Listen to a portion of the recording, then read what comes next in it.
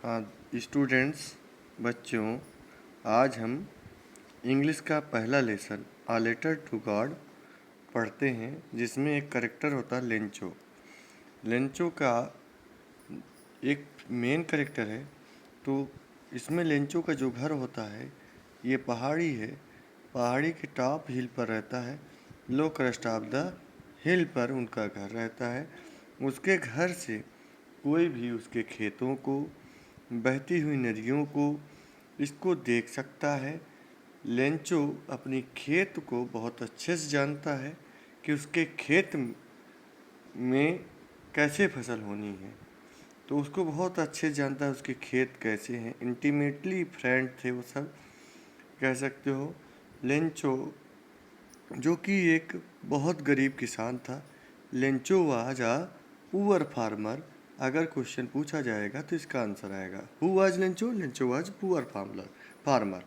उसका घर कहाँ था?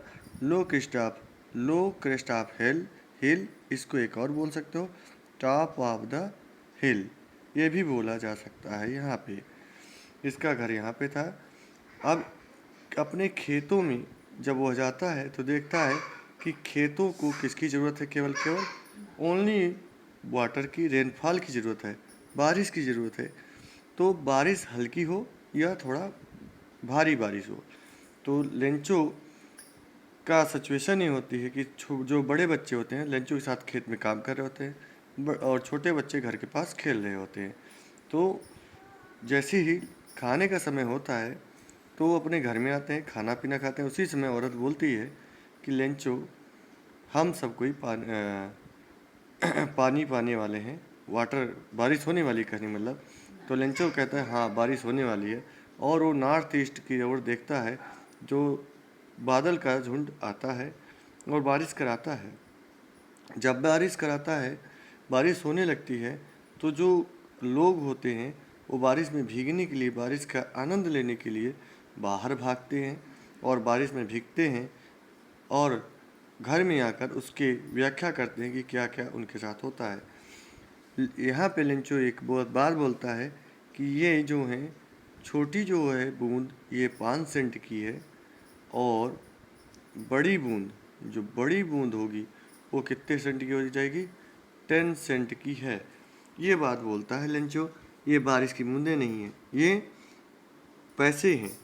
उसके बाद कुछ देर बाद ऐसे बादलों का समूह माउंटेन के रूप में आता है जिससे ओले गिरने लगते हैं। और ओले गिरने की वजह से, जब ओले गिरने लगते हैं तो इसमें कवि कहता है अब वास्तव में ये जबे हुए मोती होते हैं जिसको बच्चे कलेक्ट करने के लिए दौड़ते हैं। ठीक है, बच्चे क्या करते हैं? उनको कलेक्ट करने के लिए दौड़ते हैं। और इसमें जो बच्चे हैं कलेक्ट करने दौड़ते हैं, अब उनको लगता है रिसेंबल ये फ्रोजन पल्स होते हैं, ऐसा राइटर का मानना है। आगे हम सब कुछ जब पढ़ते हैं, आगे कहानी बढ़ती है, तो लेंचो अपने खेत में खड़ा होता है और अपने बच्चों से कहता है बच्चों, इस साल हम भूखे मरने वाले हैं क्योंकि हमारी फसल क्या हो गई है? पूरी पूरी बर्बाद हो गई है। पेड़ों में एक पत्ती तक नहीं बची है। पेड़ों में एक पत्ती तक नहीं बची है। इससे ज़्यादा तो टिड्डों का एक समूह पूरा छोड़ के जाता, क्योंकि जब बारिश हुई, ओले गिरे, तो ओले की वजह से खेत में सफ़ेद सफ़ेद हो गया था। तो एक सफ़ेद चादर के रूप में ये फैला हुआ था।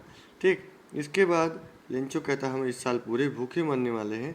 और पूरी रात वह सोचता रहता है। तो उसके मन में आता है कि जो सभी के हृदय में वास करते हैं ईश्वर, सो सब की बातों को जान लेते, सभी के मन की बातों को जान लेते, इनको हम पत्र लिखेंगे, यही हमारी मदद करेंगे। तो उस कहते हैं कि खेत में बुआई करने से फसल के आने तक मुझे 100 पेसोस की ज़रूरत होगी। वही सुबह सुबह उठकर लेंचो भगवान के लिए पत्र लिखने कहाँ चला जाता है? पोस्ट ऑफिस में। और पोस्ट ऑफिस में जाकर वहाँ पे बेंच पर बैठकर, राइटिंग टेबल पर बैठकर शहर जाता है। शहर में जाके राइटिंग टेबल पर बैठकर अपना लिखता है। लिखकर एक स्टाम्प होता है उसको लगाकर पोस्ट कर देता है, मेल कर देता है, जिसे एक पोस्टमैन लाता है और पोस्ट मास्टर को दिखाता है। कहता है व्हाट अ फेथ, हंसते हुए कहता है व्हाट अ फेथ।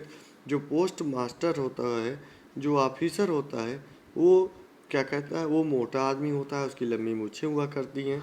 वो कहता है कि व्हाट अ फेथ, कितना बड़ा विश्वास है, काश मेरा ऐसा विश्वास होता। तो वह इस विश्वास को बनाए रखने के लिए, इस विश्वास को रिटेन करने के लिए वह उसको कहता है कि मैं इस पत्र का जवाब दूंगा।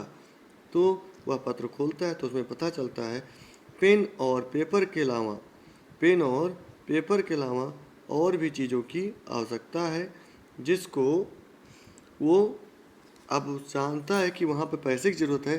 तो वह अडिग रहता है अपने बात पर और कहता है कि मैं अपनी सैलरी का कुछ पार्ट अपने दोस्तों के कुछ पैसे लेकर करता है, लेकिन वो मुश्किल से 70 पेसोस जमा कर पाता है। 70 पेसोस जमा हो पाते हैं, जो कि उसके मांगे हुए पैसे से आधे से थोड़ा ज़्यादा होते हैं। अब यहाँ पे बात होती है, वो जब रिप्लाई गार्ड की तरफ से आता है तो वो रिप्लाई होने के बाद लेंचो को विश्वास पक्का हो जाता है। अब कहता है भगवान कभी गलती कर नहीं सकते हैं, वो 100 पेसो मांगा, वो 100 पेसोस देंगे। यानी जो पोस्ट ऑफिस है ये क्या है, डकैतों का समूह है। क्रुक्स ऑफ द फूल्स, मतलब क्रुक्स ऑफ द फूल है, मतलब कि जितने लोग हैं सभी क्या हैं इसमें क्रुक्स भरे हुए हैं, यानी चोर भरे हुए हैं, चोर डकैतों का समूह है। फिर से पत्र लिखता है, जाता है राइटिंग टेबल बहुएं घुमा घुमा के लिखता है, लिखने के बाद फिर मेल कर देता है। और वो पोस्ट मास्टर को जब मिलता है तो बहुत उसे बुरा लगता है कि उसने इसकी मदद की, लेकिन फिर भी कोई रिस्पॉन्स नहीं आया। थैंक यू फॉर वॉचिंग मी। आप सबके लिए मैंने ये समरी के रूप में एक वीडियो बनाया जिसको आप देख सकते हैं।